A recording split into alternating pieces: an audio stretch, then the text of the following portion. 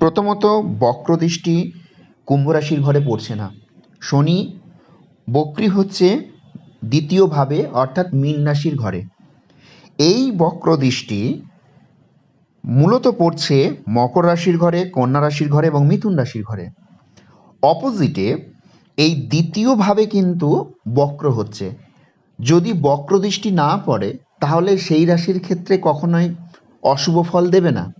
উল্টে বৃহস্পতি ষষ্ঠভাবে থাকার দরুন বৃহস্পতি সেখান থেকে নবমভাবে, কুম্ভ রাশির সাপেক্ষে নবমভাবে, একাদশভাবে এবং দ্বিতীয়ভাবে দৃষ্টি দিচ্ছে, যেটা আপনাদের জীবনে দ্বিতীয় ভাব এবং ষষ্ঠ ভাব একই সঙ্গে নবম ভাব এবং একাদশ ভাব একত্রিত শুভ ফল দেবে। যেটা দ্বিতীয় ভাব মানে অর্থনৈতিক শ্রীবৃদ্ধি, পারিবারিক দিক থেকে বেটার, ষষ্ঠ ভাব চাকরি, একই সঙ্গে একাদশ ভাব সাফল্য, এই বিষয়গুলো, নবম ভাব ভাগ্য, এই বিষয়গুলো কিন্তু অত্যন্ত শ্রীবৃদ্ধি হচ্ছে। অর্থাৎ এই শনির কুম্ভ রাশির ক্ষেত্রে বক্রদৃষ্টি কখনোই অশুভ ফল দেবে না।